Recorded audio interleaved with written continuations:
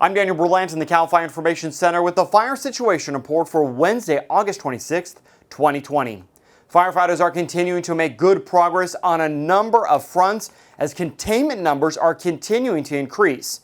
This even with the fact that there have been a number of new fires. In fact, just yesterday, crews responded in Cal Fire's jurisdiction to 50 new wildfires. That brings the total number of wildfires up to 700 since the start of this lightning siege, which started on August 15th. We also did see some lightning activity yesterday. In fact, over 400 lightning strikes did occur in Northern California. There have not been, though, any major fires. However, crews will continue to monitor because even after the lightning moves out of an area, there's still the potential that a fire could still be developed later after it continues to smolder, even sometimes for a couple days. Taking a look, though, at our large fire map here, you can see California is still dotted with large fires. Nearly 24 major wildfires are burning across California. Let's talk about some of the numbers. I'll zoom in here to the Bay Area. First, we'll start in the north, up on the LNU lightning complex. This fire has burned over 357,000 acres. As of this morning, it's 33% contained. Over in the East Bay, the SCU lightning complex, over 365,000 acres have burned, and that fire 25% contained. And then down in the Santa Cruz Mountains, the CZU lightning complex, nearly 80,000 acres have burned there, 19% contained. These numbers, the containment numbers on all three of these complexes, definitely continuing to increase. So that shows just how hard firefighters have been working because really every bit of containment and every percentage that we increase is a significant amount of work by our crews.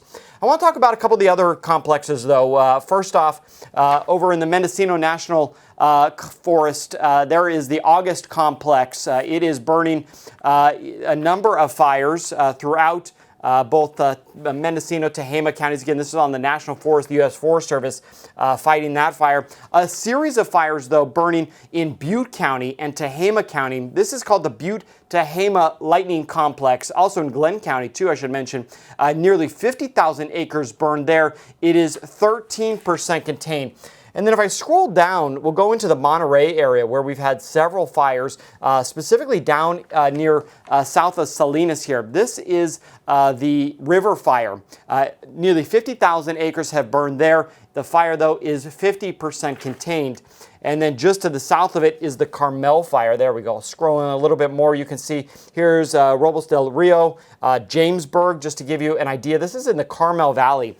So this fire, the Carmel fire, has burned 6,000 and nearly 700 acres.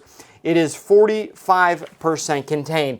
And a couple other fires that we really haven't talked a lot about just because good progress has been made there is down here in Southern California. First, we'll go into Riverside County where the Apple fire had been burning just north of Beaumont and Banning. 33,000 acres burned there. That fire 95% contained. And as both of these fires I'm going to show you have had containment levels increase, a number of these firefighters have been able to be released to some of the other fires. Another one to mention is the lake fire burning on the Angelus National Forest. This fire, 31,000 acres, 70% contained. And just to give you an idea in the LA Basin where this is, here's Santa Clarita, just to give you an idea, burning just north of that and south of the Antelope Valley. So progress being made on a number of fronts. Again, these are some of the larger fires. Now today we are expecting continued favorable weather, at least compared to what we saw last week. As you can see from the temperatures forecast here throughout the week, we're going to continue to see temperatures seasonable for this time of year. Even in some parts of California, especially along the coast, we are going to see a little bit of marine layer. And so that's going to bring some cooler temperatures, even a little higher humidity.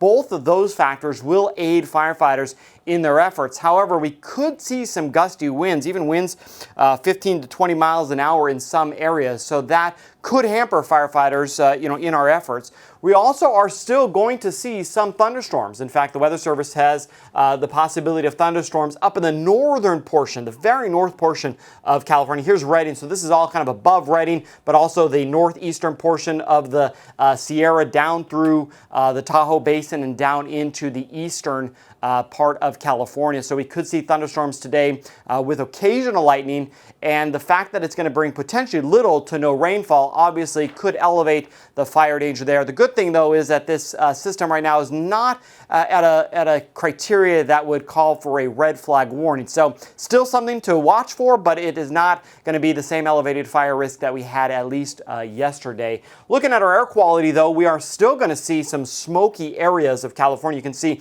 a lot of unhealthy ranges all the way from San Jose and the East Bay coming up through Chico and into Paradise. Still unhealthy for sensitive groups for almost all of Northern California. As we go through this smoke loop from the National Weather Service, you can kind of see the areas that are hit the hardest. This is really just along the I-5 corridor is where we're going to see most of that smoke from a number of the fires, especially up north, the LNU Lightning Complex being one of those. So again, it's going to be another smoky day. Let's talk about firefighting resources, though. This here is a fire engine from the McLean Black Lake Fire Department getting ready to go out onto the line.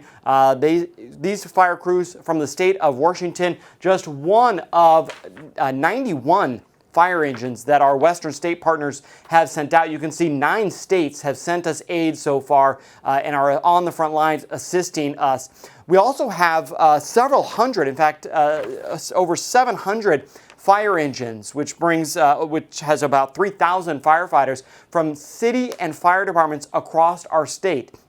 So many of our local fire departments are also on the front lines and have been for weeks now at a time. Now, with the extreme activity that we have, in fact, over 15,000 firefighters today battling these fires, we are even bringing in and continuing to use the National Guard. Here's a helicopter from the California National Guard getting ready to make a water drop on one of the fires. The National Guard, that has been a longtime partner of CAL FIRE's when we get into fire activity like this, is assisting with 17 water dropping helicopters, 4 C-130 aircraft that have modular air tanker firefighting systems in them as well are aiding them, and then a number, over a dozen fire crews. In total, the National Guard supporting us with 1,800 personnel. So a significant commitment by the California National Guard on a number of these fires. So all of the firefighters are continuing to make very good progress, though it has been a grueling couple of weeks, and definitely the last week alone with all of the fires by lightning continues to challenge us.